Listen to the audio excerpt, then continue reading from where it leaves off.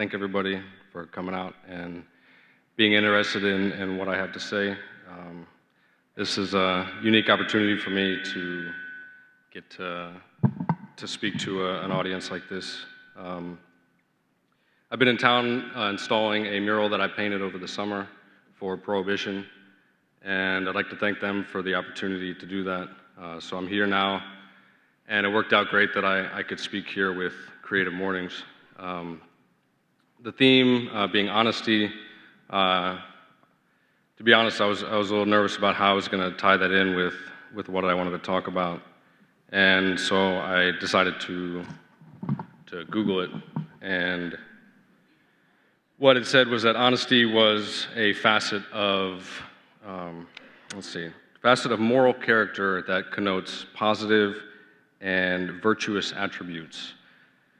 And so what that got me thinking about was where the movie left off. And if you haven't seen the movie, I apologize, but it says that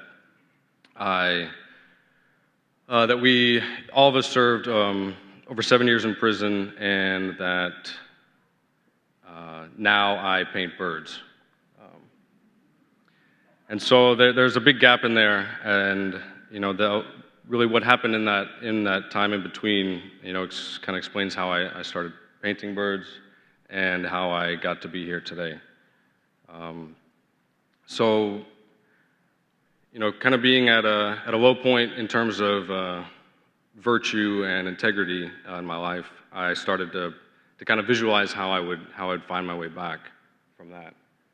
And so the first opportunity that I saw was to accept responsibility for my actions. And to do that, I pled guilty and was unwilling to testify against Warren to say that he was the ringleader. There was some pressure that on me to do that, and I would have gotten off with maybe a couple years, and they would have given him probably 10 or more. But I chose to accept responsibility for my actions and take the full brunt of the punishment, and knew that it was something that I could deal with and hopefully rise above. So my second big opportunity was when I self-surrendered to Ashland Federal Correctional Institution. And what I was determined to do was to keep making art and use my artistic practice and my creative impulses to find a way to kind of maintain a positive outlook on my experiences there. And I learned from a few days, 5 days in the county jail when we were first arrested, that an artist can kind of be on a, kind of put in a certain higher, kind of held in a certain esteem in prison, because you're one of the few people that can create something that others can send to friends and family, and something of value that can show that they're thinking about them, and a way to connect with people on the outside. So there's a lot of demand for art in prison for many different reasons. People want tattoos, people want portraits drawn of loved ones, and for me it became this vehicle and this evidence that I was doing okay. And so I wanted to achieve that so I would have things to point to and to show my family that I was doing fine, that I was getting by, and I was being able to express myself creatively.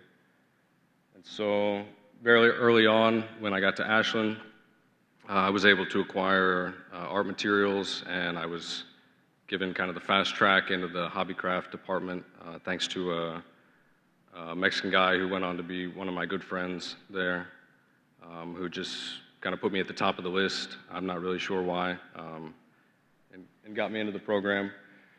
And so I did a number of commissions for people, and I always found pleasure in that, something that they could send to their family and enjoy. This is one that I did of my dad and I, an oil painting. And I was suddenly making art not because I had the privilege to do it and I had the support from family, but because I was using it, it was an attempt to kind of salvage these years. When you get a long prison sentence, when you're 20, there's people telling you, oh, you're going to lose the best years of your life. And I was determined to not feel like that at the end of the sentence, that I hadn't lost these years, but instead I had actually gained something. So I think with this kind of new motivation supporting me and kind of pushing me to keep making art, I kind of stumbled upon, if you go back, or the other way, yeah. I stumbled upon this technique where I had glued a magazine image face down, and when I removed the paper, the ink had stayed transferred onto paint. And then at one point, I did it onto a clear medium, and I saw that the ink could transfer onto matte medium or gel medium and kind of stay suspended on this clear level and float on top of the surface. So it was like a collage element, but without losing what was underneath. And so for the next 4 years in prison, I kind of pushed this technique further and further. And so a piece like this, I was still using small fragments of paper because there was the issue of bubbling under the surface. If I did anything too large, I would get lots of bubbles and lose a lot of the transfer. And you know, I started to think a lot about how the process of making art there was much different. I not only had limited means, which aided creativity, but I was also free from a lot of pressures that our society can put on people in terms of what they're making or whether or not they're being paid for it. I was able to kind of find a different type of freedom on the inside, freedom from kind of pressures to have things and to want a nice car, or these impulses that are kind of created artificially in our brains and that need to be exercised. And so I continued on with this technique and really just intrigued and kind of certain of its potential, that I was kind of breaking new ground with it. After 2 years, I was transferred to New Jersey. We had done an interview with Vanity Fair, because Warren and Eric and I were together for 2 years, and then we did the interview, and that was enough motivation for the prosecutor to have us separated. So I got sent to New Jersey, which really worked out well for me because I was able to access the art building twice a day and also started studying Spanish. So I had even more time to dedicate to kind of my own endeavors, because I wasn't there with two of my best mates and kind of spending some time just playing games and exercising. Mostly soccer and frisbee, and with them there, it was kind of like a sports camp. So I got to New Jersey, and I kind of saw the way the prison was run, and there was lots of downtime, and so I started using that time for studying Spanish, and then I was continuing my artistic practice in the art building. So there I was also teaching a drawing class, which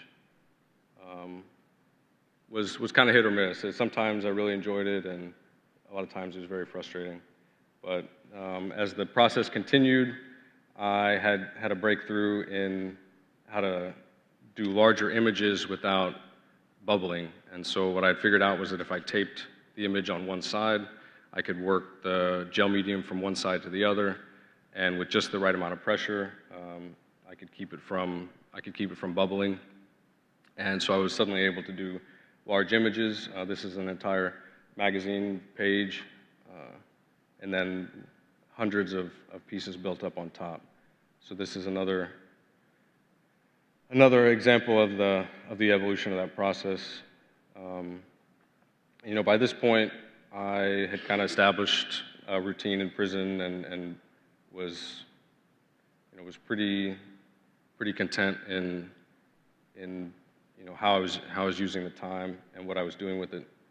And then from there, the gel medium process continued to develop, and I started to get closer to my last year in prison. So it was 2010. It was like middle of 2010, and I decided that for my last year, I really wanted to create a piece that would sort of show that something I could point to that would be undeniable proof that I had made use of this time. And so with 1 year left, it was kind of like my last chance to do that. So I started this piece that's pictured here, first by cutting out hundreds and hundreds of circles out of paper, and then had created this image of these spirals coming in from the sides and twisting and creating this helix image. So I started on the perimeter, and the process changed greatly from when I started to these here. Suddenly I got much more control, and I was layering sometimes 10 to 20 layers of color on top, and was able to draw back into each layer. And then also doing some commission work while there. It's an oil painting. And so over the course of the year, I took about 2 days off that I wasn't working on this piece, and I estimate that I put in well over 2,000 hours. And the last year, which is supposed to be kind of the slowest, worst year of your sentence, went by like nothing I had ever experienced. Just the routine and being so embedded in this piece, it just flew by. Yeah, so here's the finished piece, and it's on 9 pieces. Let's see, 12 pieces of paper, separate pieces, and combined it makes that image. So you can go to yeah, so this was the final piece that I worked on, and all this is drawn by hand, and I was using the backside of a razor blade that has a little kind of a metal nub, and so I was using that and scratching into the layers of ink and creating these patterns. And so that piece really informs all my work to this day. And when I got out, I wanted to continue with my art and kind of continue down this road of trying to regain my moral fiber and become, once again, a person of sound moral character. And so having learned Spanish, I traveled to Colombia in 2016, and I met my wife there, and we now have this little rugrat. I definitely feel like I have something to point to say that I did not let this time be lost, and that I worked hard to try to get back to where I belonged and to myself. And it took a lot of hard work and dedication, and I couldn't have done it without the support of my family and their belief in me as a good person. And so it hasn't always been easy since I've been out, but I've just tried to live by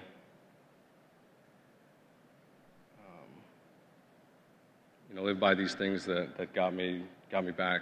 And I feel like all the positive things that are happening to me now is all evidence of kind of regaining that those virtuous attributes.